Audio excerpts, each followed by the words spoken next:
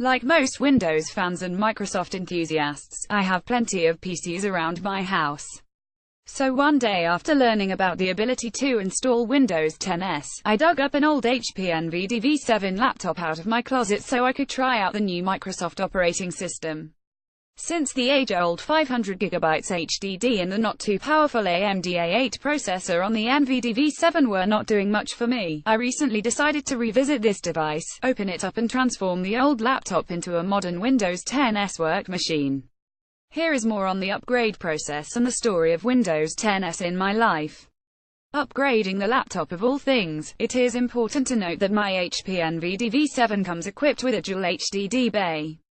If you're bold enough, you can also consider removing a HDD from your laptop for a newer SSD, to see system-wide performance enhancements. The process may be similar to what I experienced, although you may need to look at your manufacturer's documentation to find the proper steps for HDD removal.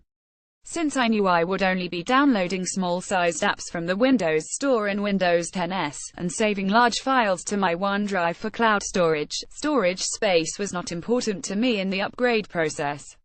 I opted for a $10 custom HDD caddy and a $30 SSD which could be used for my new install of Windows 10s. To begin the upgrade process, I cracked open the back of the laptop and unplugged the main HDD cable from the motherboard.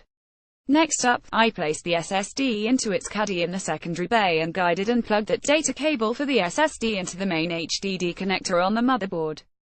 SSD in one bay, HDD in the other bay. I put in the screws later. As a side note, I later learned that I needed to do this because the Windows 10 installer would not let me install Windows 10 to the SSD unless it is plugged in as the main drive. The installer also uses the Windows 8 product key built into the motherboard to activate the fresh install on the SSD, and I needed to change it later by using another key so I could be able to dual boot both Windows 10 Home and Windows 10s without any issue. If you're planning to clean install and just replace your HDD with an SSD, you can just skip this, but since I wanted to dual boot, it was important for me to do so.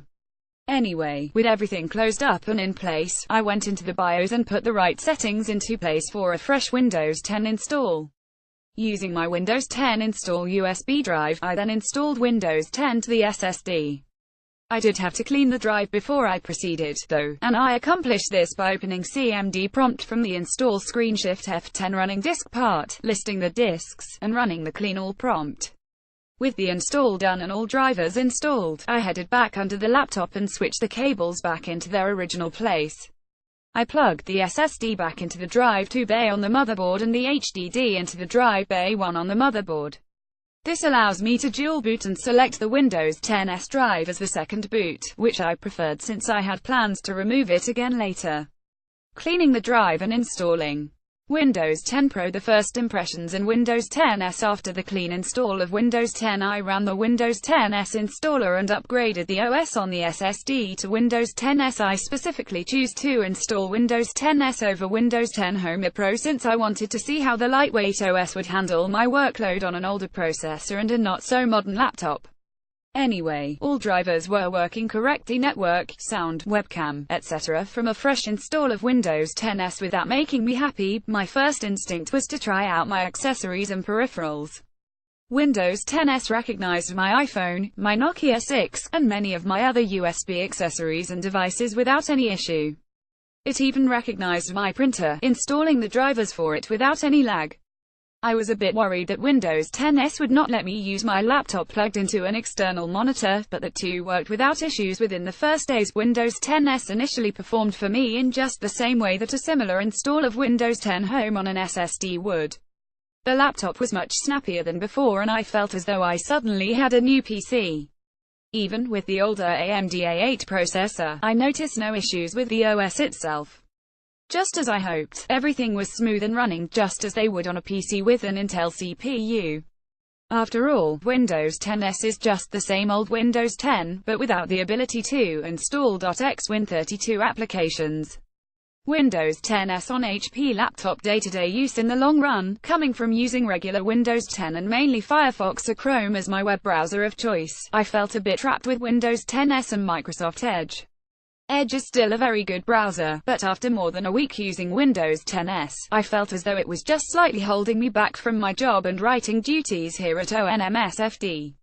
Of all things, I especially missed having access to Grammarly, which is a browser extension that is important for my writing but not yet available for Microsoft Edge.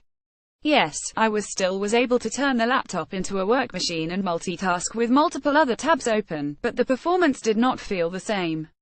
It could just be the older processor, or the web browser itself, but web pages sometimes felt as though they were taking longer to load in Edge than they would in Firefox or Chrome. I never experienced any reloading issues with web pages, but some pages didn't load correctly.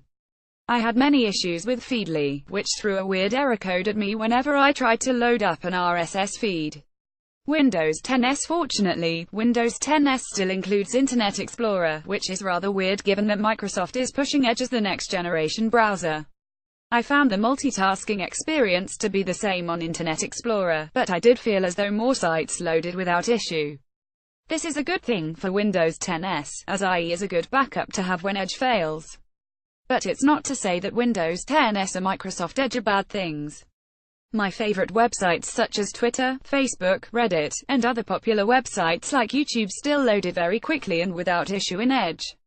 Windows 10s and Microsoft Edge are speedy and more than capable of handling regular casual use, but I feel as though multitasking is not something that this older PC could have handled. At the end of the day, though, everything was snappy and efficient. Microsoft advertises that login times are faster with Windows 10s, and indeed this is true, as with the SSD, a cold boot to desktop took me less than 30 seconds.